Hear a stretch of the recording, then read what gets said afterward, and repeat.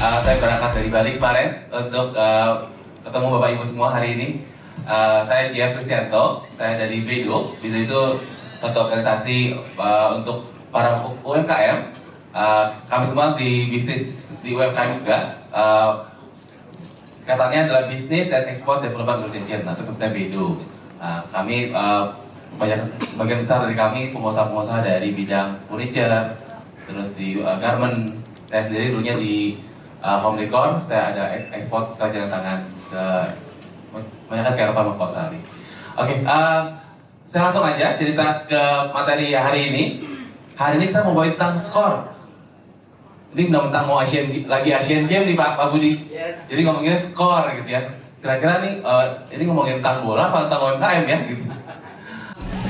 Sekarang kita mau nyari masalah yang ada. Oke, kasih dulu ya. Kita lihat, ada depannya ada, silakan dibuka. Iya. No, ada lagi nggak yang? Silakan. Kalau kerja sama Bu? Tangannya takutnya ada kerusakan. Jadi kalau nggak mulus lagi Bu ya? Takutnya ada masker, ada masker. Kebersihannya kurang. Ada lagi sebenarnya yang Bu? Sulit diakses. Jadi kadang-kadang kita punya alat bakarannya, tapi tidak berfungsi, gitu ya. Oke, hasil terakhir Pak. Nah, kira-kira ini apa? Sirkulasi udara. Bukan. Bukan. Ayo, apa masalahnya ini? Bukan. Dipasangnya kenapa Pak Bu? Kedinginan lagi. Harus pakai AC Bu ya? Oh, itu mahal jadinya Bu. Entar lepeknya jadi 30.000 harganya. Kurang aman Pak, nah kabelnya. Betul Ibu, pintar banget. Itu kabelnya langsung nyantel ke listriknya, ya di atas itu langsung nyantel listrik, nggak ada sakarnya. Ya langsung nyantel ke listrik utama. Itu bahaya banget, ya. Oke. Kita punya 3 hadiah. Pak kita bagi yang sekarang atau nanti? Sekarang bisa siap. Wah. Yang paling banyak tadi jawab ibu yang hijab merah. Tadi yang ibu yang bilang kabel. Yang mana ibu yang ini? Wih, hadiahnya 50.000 loh, bayar. Itu banget. Silakan balik Pak duduk ya. Jangan sampai kejadian nih. Nanti Pak Budi akan cerita tentang gimana ngembangin bisnis, ya Pak ya. Bisnisnya sudah berkembang, sudah maju, tiba-tiba habis gara-gara kebakaran. Benar nggak? Itu yang banyak terjadi loh. Banyak banget terjadi. Jadi makanya K3 itu penting banget. Tidak hanya ngembangin bisnisnya, tapi pastikan juga tempat kerjanya aman, nyaman dan semua orang selamat, ya. Kalau cuman barangnya hilang, nggak apa-apa ya. Tapi kalau sampai pekerja kita yang ada apa-apa, tanggung jawab moral loh, ya, tanggung jawab moral. Oke, kita putar video. Kenapa kebakaran itu nggak bisa kita hindari? Karena waktu cepat banget Bu. Kita lihat, bisa putar videonya. Bahwa dalam waktu beberapa detik saja, satu ruangan ini bisa langsung habis.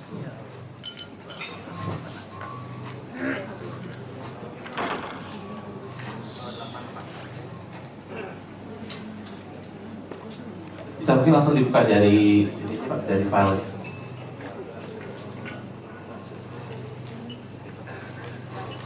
Nah dia. Jadi ini kita bisa lihat bahwa dalam waktu kebakaran cepat banget. Kita lihat ya berapa detik nih. Detik pertama, kelihatan tuh sudah ada api.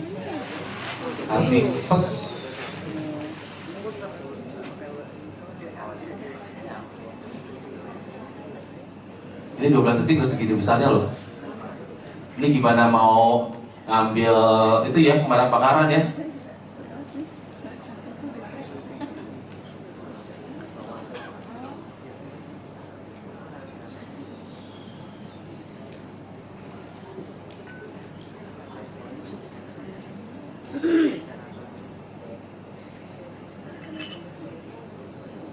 Tiga 9 detik, 40 detik, wah udah.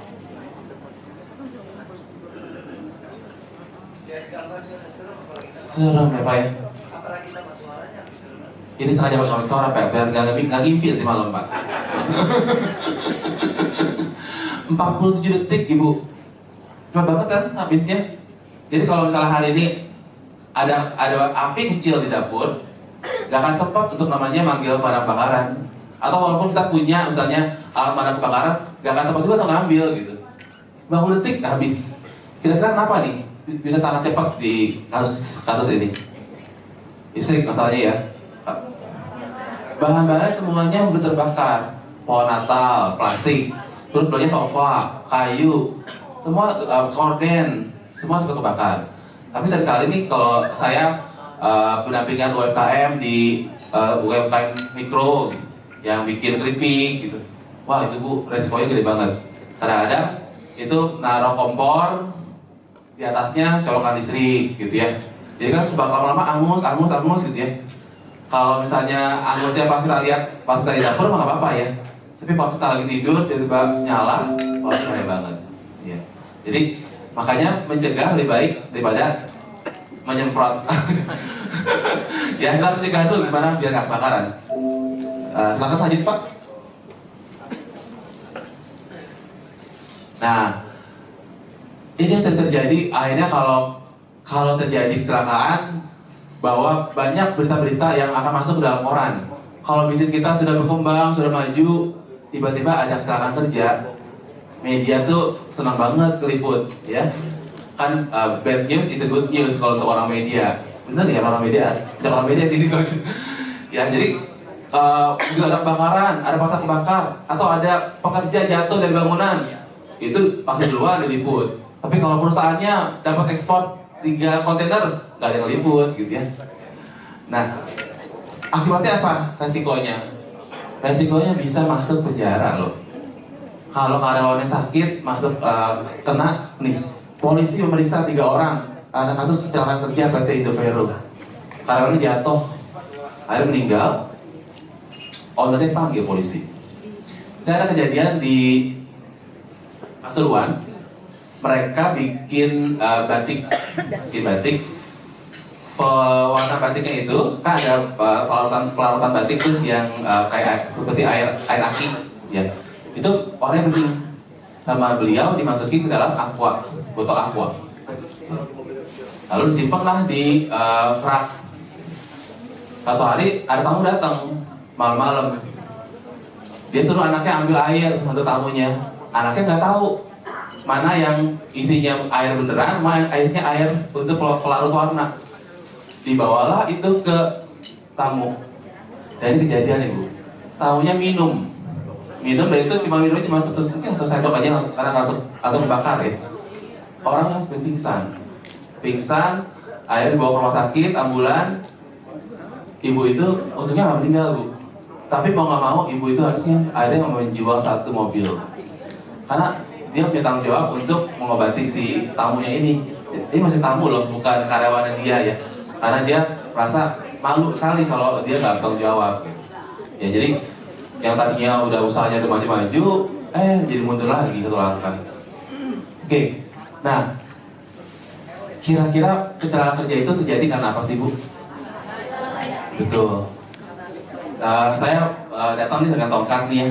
Saya ini baru kecelakaan 4 tahun yang lalu, 5 tahun yang lalu. Saya sempat jadi relawan di Tajikistan, di Asia Tengah. Daerah di sana itu gersang Pak. Jadi kebanyakan cuma ada gunung. Jadi kalau saya liburan, nggak ada bioskop, nggak ada mall gitu. Jadi liburannya adalah naik gunung gitu. Jadi saya ikut naik gunung. Lalu saya pergi sendirian Pak naik gunung. Begitu naik gunung, saya tersesat di atas gunung karena terjal sekali. Begitu pulang, saya coba mencari jalan pulang. Saya nyusurin sungai.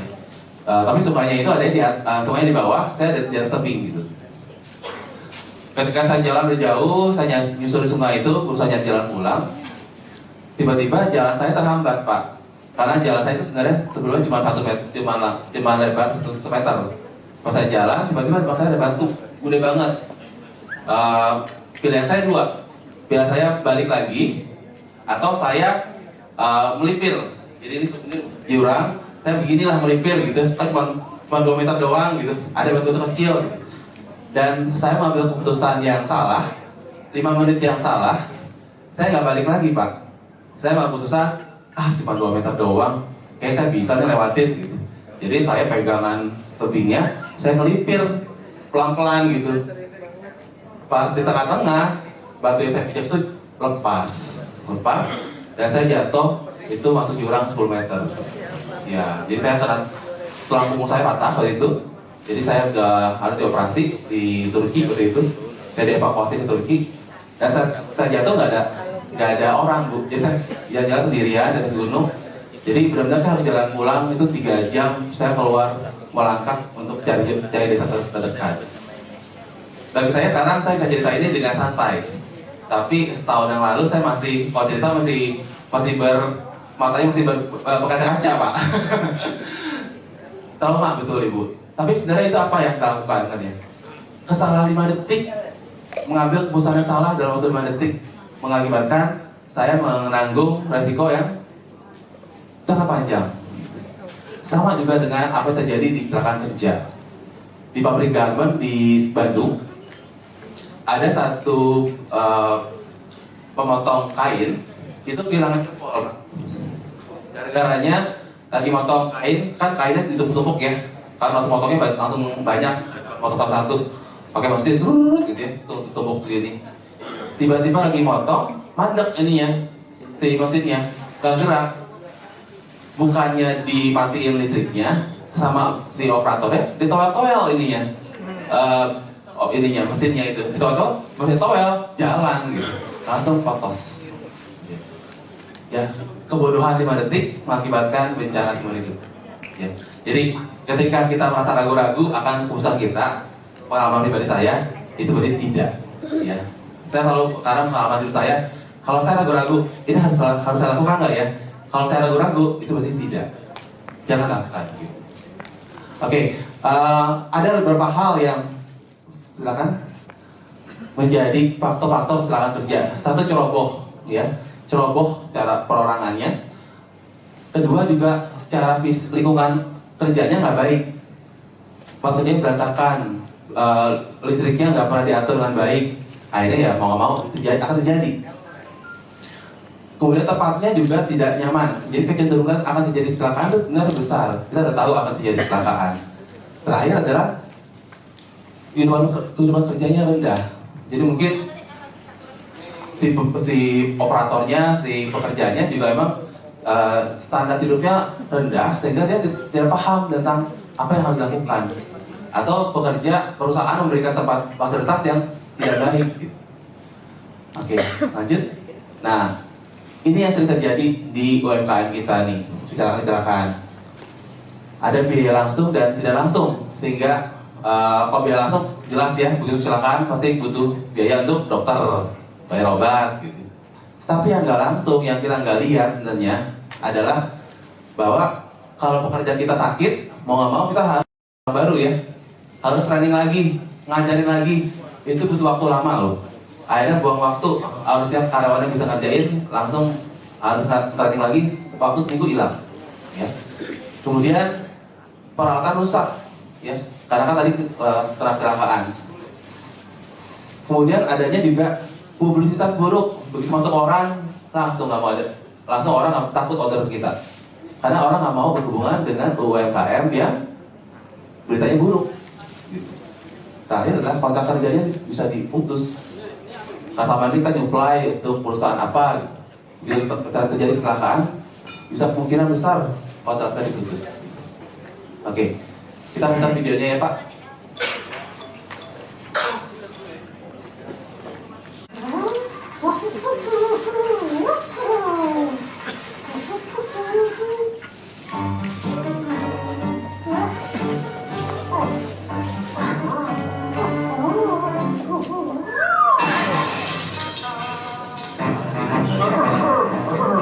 Peralatan rusak ya ini ya.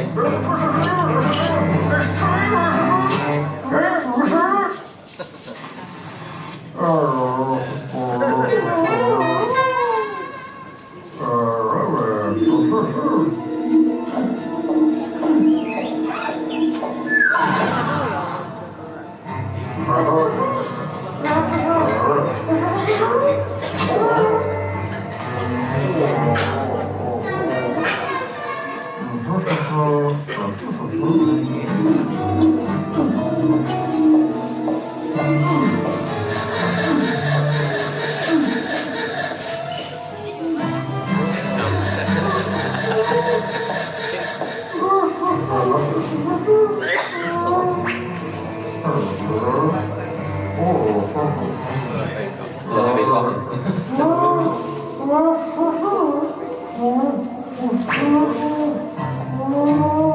Karena sakit mengundurkan diri jadi ya, akan jalan lagi.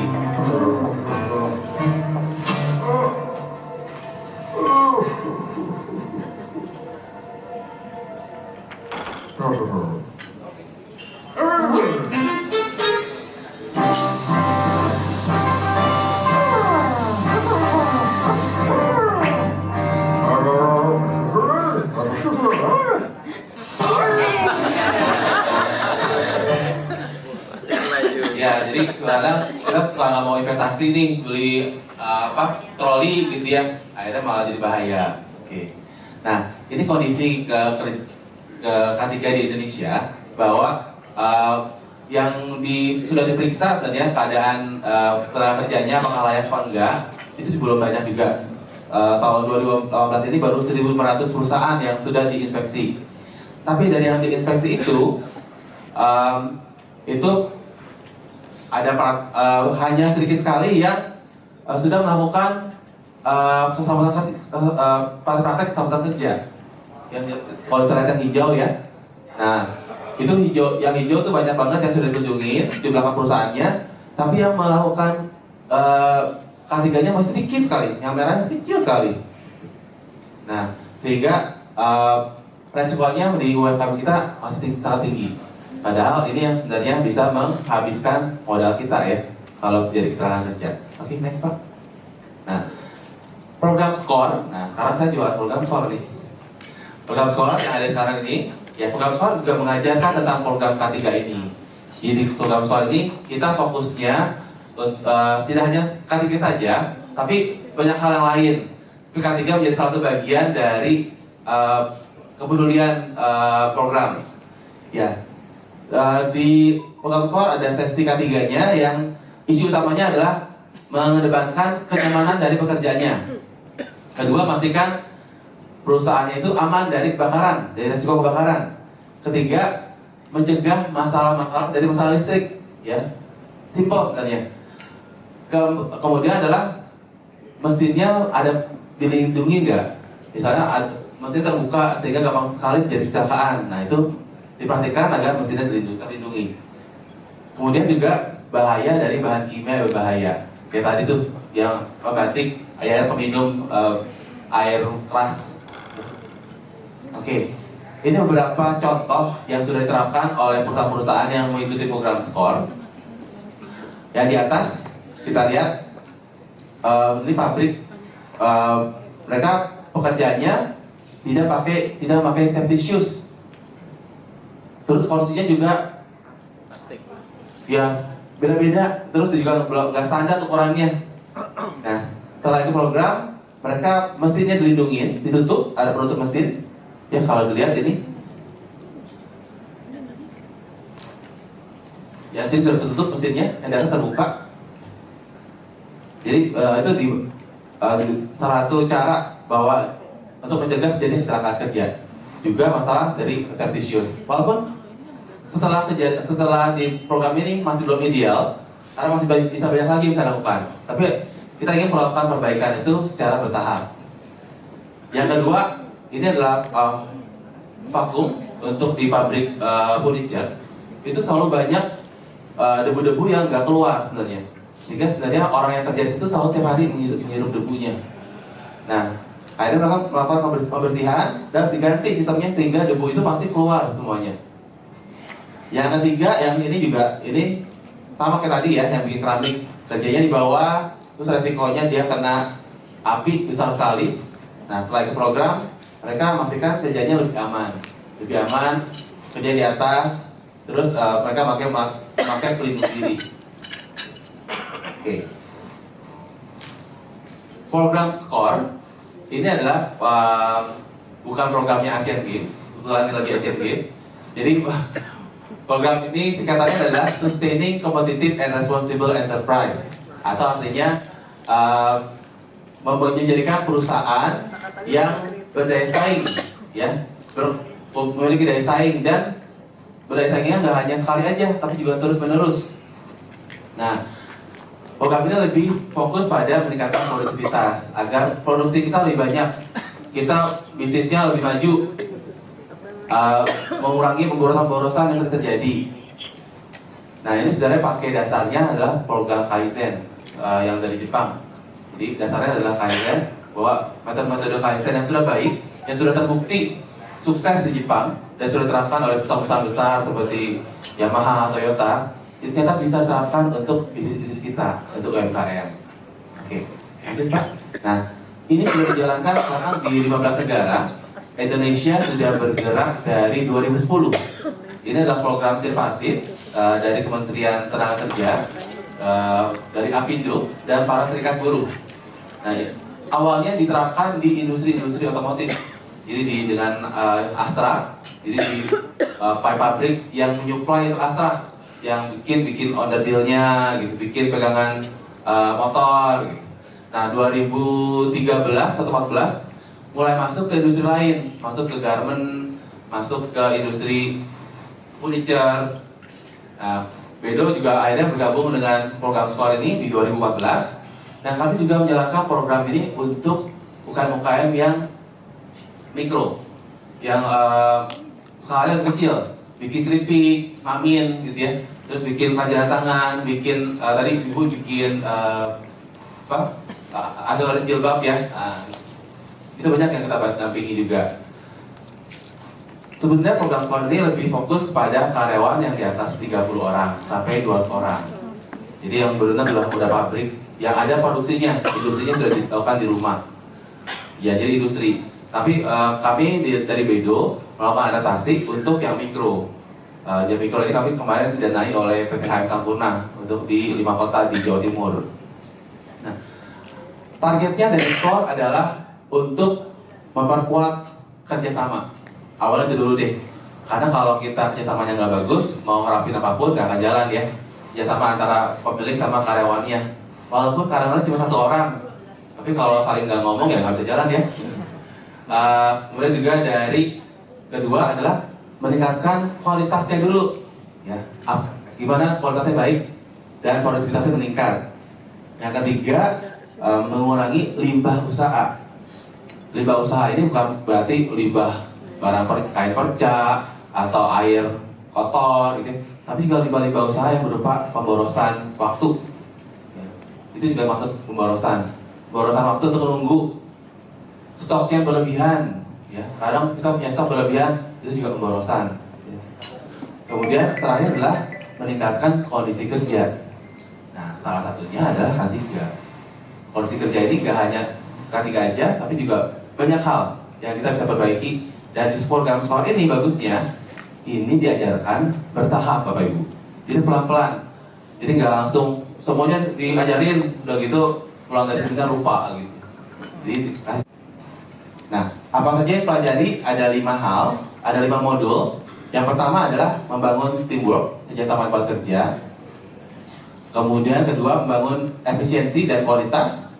Ketiga, produksi bersih. Keempat, manajemen sumber daya manusia. Dan kelima, K3. Nah, modul pertama itulah modul wajib yang harus dilakukan, yang akan menjadi dasar dari program. Nah, kalau Bapak Ibu ada yang mau tertarik mau ikut program ini, kebetulan kami dari Bedo bekerjasama dengan Pusdiklat Perdagangan di Depok akan melakukan pelatihan tanggal 6 September. Ya, tapi ini tanggal 6 baru sosialisasi.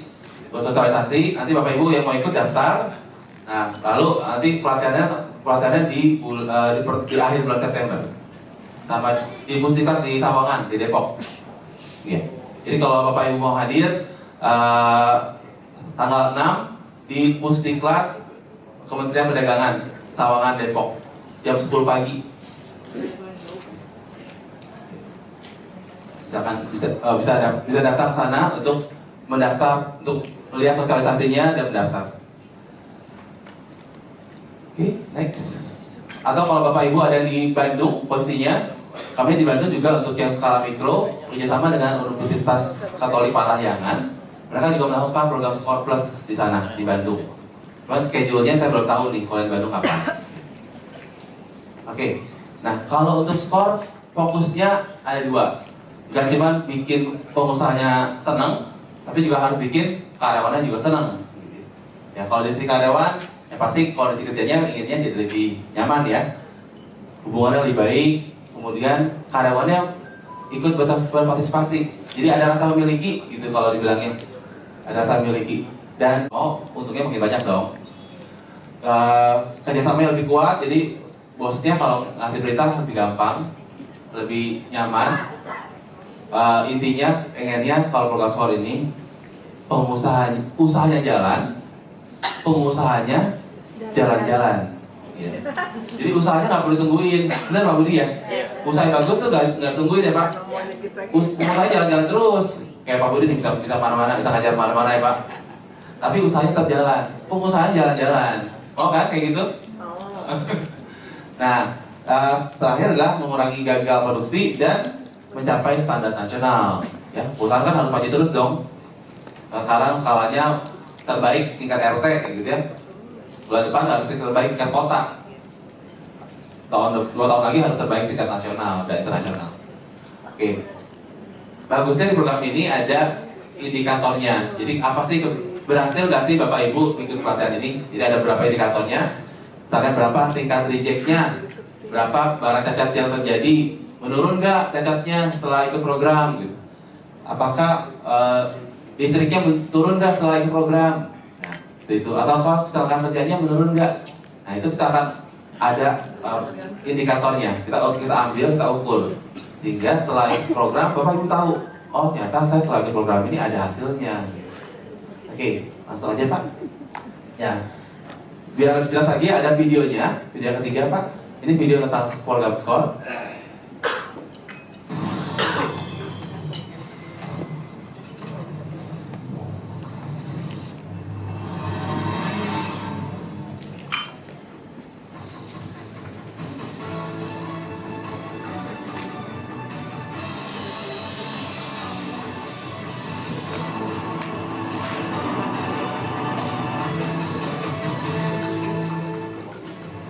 Usaha atau industri. Program skor ini ketika Bapak Ibu akan ikut, nanti akan mulainya dengan namanya penilaian awal atau kita sebutnya baseline assessment.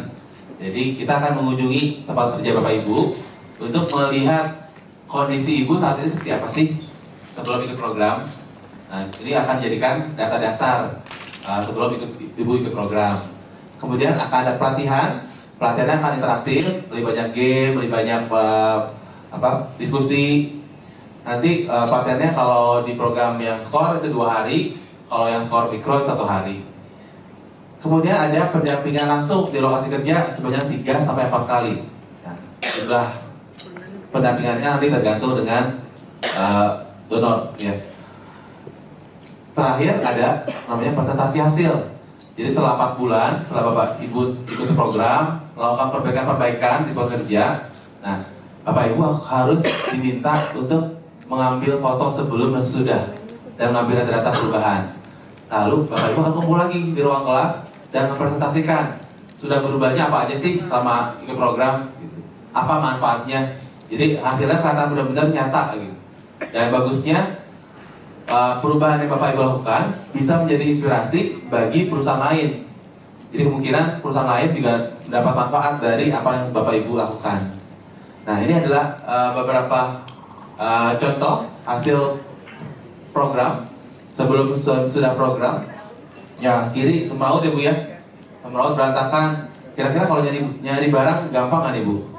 Amati Bu ya. Kira-kira kalau kecelakaan kerja bakal kemungkinan terjadi nggak? Kalau kanan terjadi nggak Bu? Pasti terjadi juga sih Bu. Kalau kecelakaan kerja nggak mungkin nol. Pasti ada, tapi mungkin lebih kecil resikonya. Oke. Nah, ini contoh di PT Mubarok. Ada yang pernah makan dodol Mubarok? Tahu ya? Nah, dodol Mubarok juga pernah ikut program ini. Nah, ini mereka melakukan perubahan dari gudang kayu. Dulu gudang kayunya mereka tuh tertutup sekali, sehingga ketika mereka bikin dodol, ngebakarnya itu kan pakai kayu bakar. Kadang-kadang kayunya itu nggak habis, karena dia masih lembab, nggak bagus gitu. Sehingga hasilnya nggak bagus, kemudian juga resikonya lebih tinggi ya, karena kalau kayu basah kan jelek ya ininya, dampaknya. Lalu idenya apa? Idenya adalah sederhana sekali, datangnya dari karyawannya. Pak, dibuka aja atasnya, atapnya dibuka, pas ganti atapnya pak atap kaca, ya. Jadi nggak perlu panasin, mau nggak mau tiap hari kena matahari, jadi lebih kering, ya. Jadi skor itu mengajarkan ide-ide yang sangat sederhana, yang sangat basic seperti ini, gitu. Yang sebenarnya kita tahu, tapi kalau nggak ada yang giniin, nggak ingat gitu. Oke, kedua, nah ini contohnya kalau bikin jenang kan pakai kelapa ya, marut kelapanya tuh. Pas marut kan kelapanya masukin tuh gitu ya. Nah, kadang-kadang tangannya ikut masuk juga. Ya tangannya masuk gitu. Kan bahaya tuh ya, ngeri ya. Kan dodolnya rasa darah gitu ya. Jadi sekarang dodol yang si tempatnya itu dirapiin, lantainya diperbaikin sehingga nggak licin, nggak resiko bahaya. Kemudian mesinnya dikasih penutup. Kemudian juga untuk masukin kelapanya dikasih alat sekarang. Jadi nggak pakai tangan langsung, tapi ada pendorong kayunya. Dia lebih aman, gitu. Lebih safety gitu. Oke, kita lanjut yang lain. Nah, yang kiri itu di sebelah kirinya ada panel listrik. Di atasnya langsung ada colokan listrik. Nah, ini sebenarnya nggak boleh ini, karena ini resiko terbakarnya tinggi sekali. Jadi di atas panel listrik kita nggak boleh langsung ada akses untuk aliran listrik. Gitu. Nah, kadang bukan yang ini kita nggak tahu aja, nggak cabut gitu. Beresiko. Nah, ini juga sebelumnya sudah ada aparnya, alat pemadam kebakarannya. Ada betul tadi ya. Tapi tidak bisa dijangkau, ngambil susah. Kalau ada kebakaran, boro-boro ngambil alat pemadam kebakaran, masuk sini susah ya. Kehalang sama tong gitu ya. Nah, ini sering banget terjadi. Kalau saya lihat di pabrik yang sebenarnya pabrik cukup besar, ini banyak banget. Mereka punya alat pemadam kebakaran hanya untuk audit aja, agar dilihat sama auditornya gitu. Tapi sebenarnya tidak berfungsi. Oke. Nah, kalau ngomongin K3, prinsip-prinsipnya ada beberapa, Bapak Ibu. Ya. Ada resiko jangka panjang. Yang tadi ya, duduk di lantai lama-lama punggungnya sakit. Lama-lama resikonya dia punggungnya jadi sakit pinggang. Atau dia tiap hari memakai bahan kimia untuk kerja. Lama-lama kan dia menghirup bahan kimia tiap hari. Ya, lama-lama sakit. Saya pernah membantu yayasan difabel di Bali. Ada satu anak yang lumpuh karena dia dulunya kerja di cuci cetak foto. Ya. Jadi dia sama sekali tidak merasakan berbahaya. Dia zaman dulu kan foto bisa dicetak ya. Jadi dia pakai di ruang gelap, dia tentu pakai tangan langsung. Itu dia kerja 5 tahun, tiba-tiba dia sakit. Pulang dari rumah sakit, dia langsung lumpuh setengah badan. Dan itu karena dia keracunan dari bahan kimia. Tiap hari selama 5 tahun berturut-turut dia megang bahan kimia itu gitu. Nah, itu adalah risiko jangka panjang. Pengusahanya mau tanggung jawab nggak? Pemilik toko fotonya mau tanggung jawab nggak? Enggak. Nah, tapi kita sebagai pengusaha, kita harusnya tanggung jawab gitu. Makanya kita harus memastikan pekerja kita aman. Yang kedua adalah keselamatan saat kerja. Apa nih yang bisa terjadi? Bakaran, pleset, ya, pleset kesandung gitu ya. Nah, kalau dulu saya punya restoran, karyawan saya sempat kecelakaan Pak, bawa air panas, jatuh intinya, kakinya siram air panas, masuk dari rumah sakit gitu ya. Nah itu ternyata beberapa kecelakaan kerja yang terjadi. Kenyamanan area kerja juga ternyata termasuk K3. Karyawannya punya akses air minum nggak? Jangan-jangan kerja di garmen, kerjanya seharian gitu, mau minum harus izin dulu sama supervisor. Nanti banyak loh Bu terjadi. Jadi mereka kalau minum itu harus izin dulu. Jadi nggak punya akses air minum.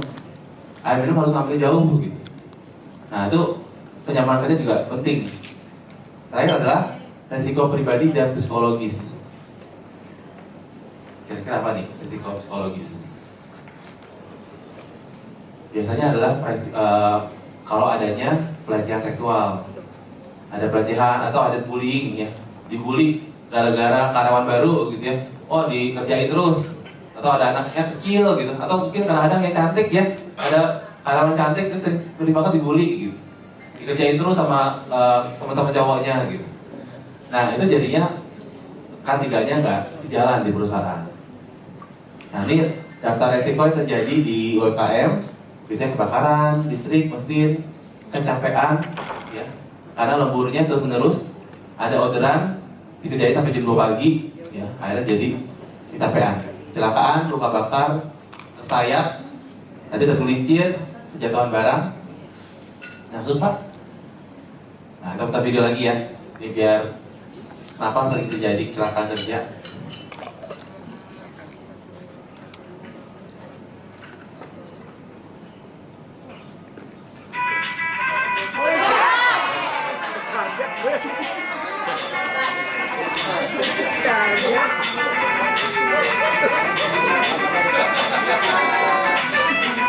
Handphonenya bunyi di kayaknya handphone yang tadi ini ya.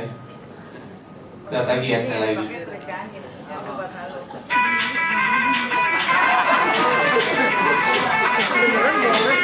Kira-kira kenapa terjadi kayak gitu ya? Nggak fokus ya, nggak fokus. Kayaknya sih jangan kerja, capean. Kadang-kadang kalau lemburnya kepanjangan, nah sering terjadi kayak gitu tuh. Kalau kerja 8 jam wajar ya, tapi kadang-kadang udah harus lembur sampai jam 9 malam gitu, oh udah nggak fokus. Pasti ada aja kecelakaan kerjanya. Oke. Nah, program ini kita akan mulai dengan cara-cara yang sangat sederhana. Ya, kita nggak langsung ngomongin tentang ketiganya, tapi kita mulai dengan cara paling sederhana, yaitu mulai membangun kerjasama pekerja sama manajemen dulu. Kemudian merapikan dulu ada kerjanya dengan prinsip 5S. Ada yang udah tahu 5S di sini? Belum dengar ya? Di 5S itu adalah prinsip cara Jepang untuk melakukan merapikan area kerja. Jadi kita menyisikan dulu nih area barang-barang. Kita sebutnya ada barang mati, itu ke barang koma. Jadi kalau barang-barang mati itu barang yang kita udah nggak pakai, ya, itu kita buang ya. Kalau barang hidup, kira-kira apa? Barang kepake pastinya ya. Semakin sering dipakai harusnya semakin dekat sama kita. Kalau barang koma, kira-kira apa tuh Bu? Pakai sekali-sekali. Iya, mau dipakai nggak tahu apa pakainya, mau dibuang sayang gitu ya. Banyak kayak gitu. Banyak di rumah kita juga pasti banyak kayak gitu ya. Paling banyak betul Pak. Mau dibuang kayaknya ntar pakai lagi nih gitu. Tapi nggak pernah pakai. Gitu. Dulu di rumah orang tua saya di Bogor, itu di lemari saya tuh ada 2 lemari, itu isinya penuh dengan koran bekas Pak. Itu bapak saya nggak kasih kalau kita buang. Dia bilang nanti kalau butuh clipping, anak-anak butuh clipping sekolah, kan mereka butuh katanya. Itu sampai udah bertahun-tahun, gitu 10 tahun masih ada tuh kertas koran situ gitu. Padahal kan kalau ada tugas clipping nggak pernah ngambil dari situ juga sih gitu. Apalagi sekarang ya, tinggal Google aja ya. Gitu. Ya. Jadi gimana caranya agar barang koma ini tersingkir dari kita? Nah di skor akan diajarkan caranya. Kemudian ada namanya set in place atau melakukan peletakan barang itu di area masing-masing. Jadi istilahnya barang itu harus ada rumahnya, harus punya rumahnya. Ya. Jadi kalau orang tiap hari pulang ke rumah masing-masing, barang juga harus pulang. Biar nggak kesasar, nah harus ada alamatnya, harus ada tempat tinggalnya. Itu tadi akan diajarkan. Oke langsung Pak, kita kasih contoh aja. Ini contohnya nih di Bandung. Maika Garment, dia bikin tas. Sebelum ikut program, sebelah kiri kondisinya berantakan. Lalu akan 5S. Nah sekarang setelahnya itu enak ya, lebih rapi, lebih enak. Nyari barang lebih gampang. Oke, lanjut Pak. Nah ini tadi yang foto yang pertama kerjanya di bawah, ya. Sekarang mereka melakukan di atas meja. Ini juga selain untuk pekerjaannya lebih aman, lebih nyaman, tapi juga hasilnya lebih bagus. Karena kalau di bawah itu pasti ada debu-debu yang akan nempel, sehingga keramiknya kadang-kadang ada bolong-bolong atau ada bintik-bintikan debu yang jadi nggak mulus. Gitu. Jadi dari sisi kualitas juga jadi lebih baik. Terus penyelupannya pun mereka pakai ember yang taruh di atas penyelupan glasirnya. Oke. Nah, ini tadi ya, yang gasnya oke-oke aja. Tapi sekarang setelah ikut program dipindah tabung gasnya, karena sebelumnya di atas tabung gas ini ada stop kontak listrik. Nah, itu nggak boleh banget ya. Kemudian dipindah dan ada relnya. Apalagi sekarang lagi punya gempa ya. Nah, ini untuk mencegah gempa, kalau ada gempa ini gasnya nggak jatuh. Oke, lanjut. Nah, ternyata ini juga bisa dilakukan untuk di UKM Mikro. Ini usaha catering. Tadi ada yang usaha catering ya? Ada yang bikin catering di sini ya? Nah, ini di Pandaan, Ibu Haja Liana ini namanya. Beliau bikin catering tiap hari dan dia punya stok sayur-sayuran, bumbu satu lemari. Ketika kita datang, kita bongkar di bawah dia, oh itu ternyata di ujung-ujung lemari itu ada cabai kering, ada jahe yang udah keriput gitu ya intinya. Nah akhirnya kita bongkar, bersihin bareng-bareng. Nah ibunya harus membeli keranjang-keranjang bekas buah, ya murah kan, gak mahal. Lalu setiap keranjang ini ada namanya, kasih nama, oh ini keranjang untuk bumbu akar, ini untuk bawang, ini untuk cabai gitu. Jadi sekarang nggak lagi campur-campur dan ibu ini jadi tahu berapa punya stok. Resiko ke orang sakit perut gara-gara makan makanan cateringnya juga jadi rendah ya. Ini juga tempat cuci piringnya si Ibu Haja. Sebelah sebelah kiri, waduh, dindingnya berlumut, ya, dindingnya berlumut, lantainya basah banget kemarin itu. Jadi kalau cuci piring itu resikonya bisa kepleset. Dan juga kotor sekali tempat kerjanya. Jadi tinggi higienisnya ya. Itu kalau misalnya masuk aja satu lumutnya ke dalam masakan, langsung deh komplain. Kemudian komplain pola sakit perut. Kalau ada yang meninggal, ya kayak kemarin tuh masak catering 20 orang meninggal gitu ya, gara-gara makan catering yang kita, aduh, sial banget kayaknya ya, gitu. Nah ini juga tempat masaknya sebelah kiri kayak gini nih. Nah setelah itu program diperbaiki, pasang keramik, dia buat area yang lebih baik. Nah tantangannya kalau dalam penerapan K3 di UMKM dan juga semua program adalah satu, kadang-kadang K3 mesti dianggap belum penting.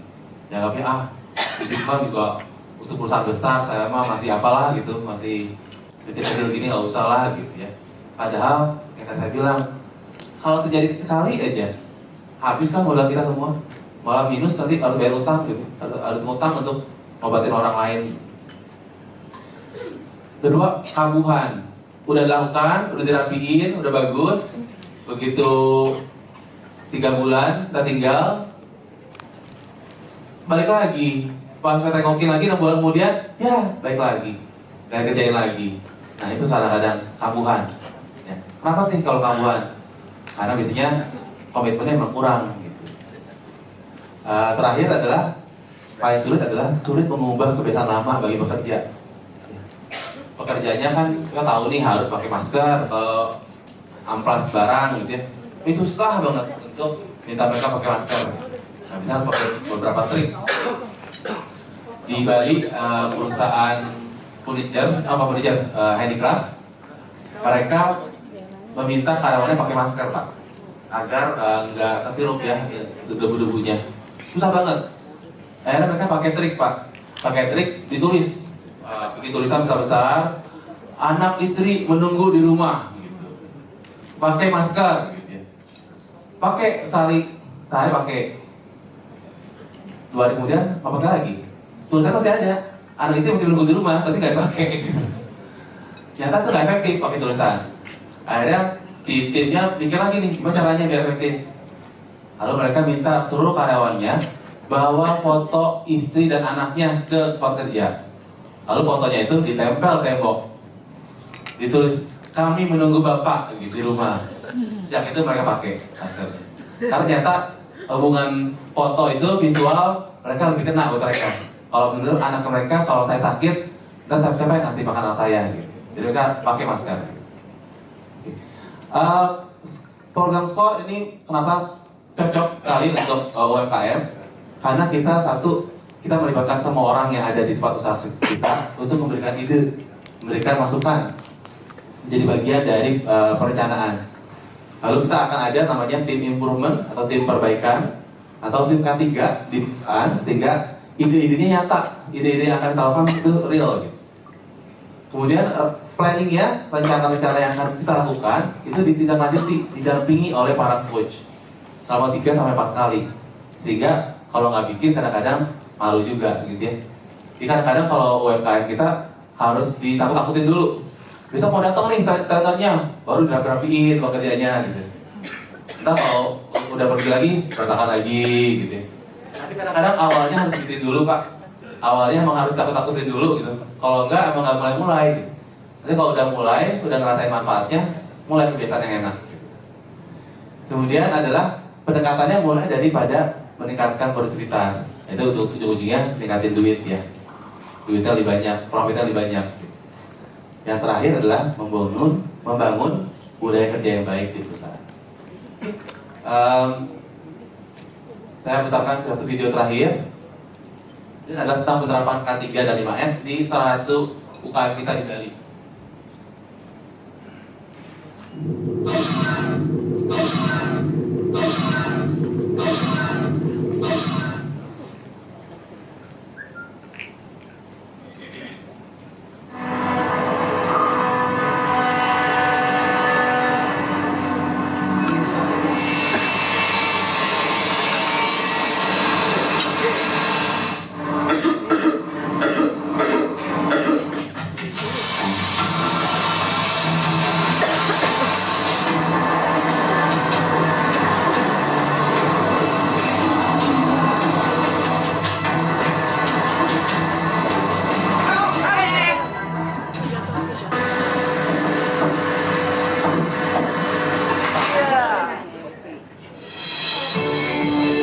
Kondisi kerja yang tidak tertata rapi akan membuat bingung bekerja.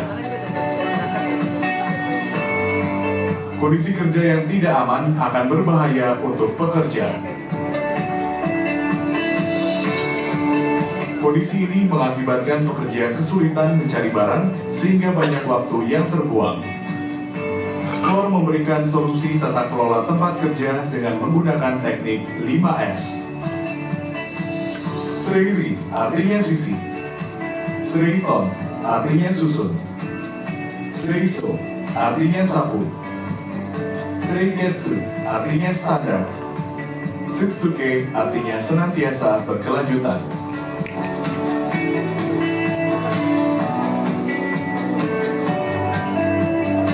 Setelah mengikuti program skor,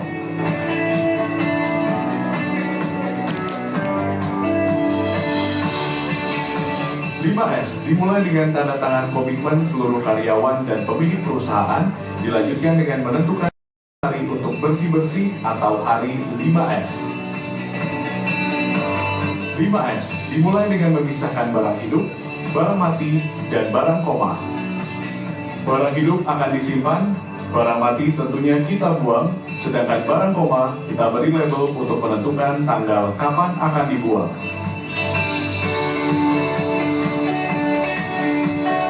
Bersih-bersih dimulai dari area kerja masing-masing, namun yang terpenting bukan hanya bersih-bersihnya, tetapi menghilangkan sumber kotornya. Semua barang ada tempat atau alamatnya, sehingga setelah dipakai akan dikembalikan ke tempat masing-masing. Stok kayu kini telah tersusun rapi dan diberi label, sehingga memudahkan saat mencari ukuran kayu yang diperlukan. Bukan cuma bersih-bersih, tapi menghilangkan sumber kotornya.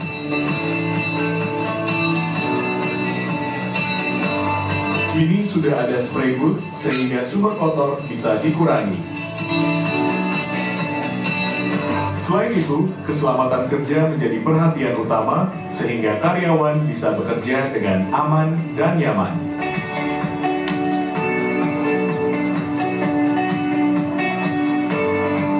Untuk kenyamanan bekerja, karyawan dilengkapi dengan peralatan keselamatan kerja seperti masker, topi, sepatu dan sarung tangan, serta penutup telinga.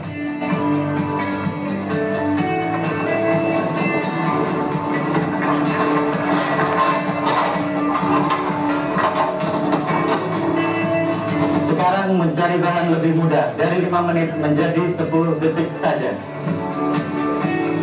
Kami mengalami banyak kendala sebelum kami mengikuti program skor.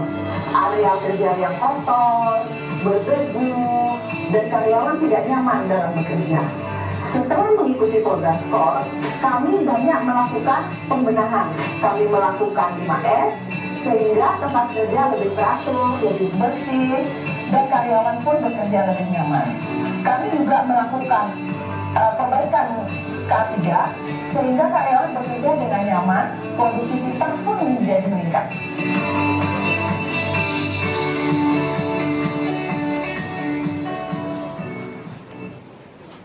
Oke, begitu demikian pemaparan saya hari ini tentang program skor yang berhubungan dengan keselamatan kerja. Mudah-mudahan bisa bermanfaat, dan kalau tertarik ikut program ini untuk yang mikro bisa datang tanggal 6 September. Nggak apa Bu ya, saya promokan tanggal 6 September di Pusdiklat Perdagangan. Ya, bisa langsung ke registrasi. Nanti saya daftar langsung registrasinya. Kalau yang kebetulan ada di Depok atau di sekitar Depok, bisa ikut pelatihan yang tanggal 6. Ya, tanggal 6 baru sosialisasi ya. Kita mulainya tuh akhir September.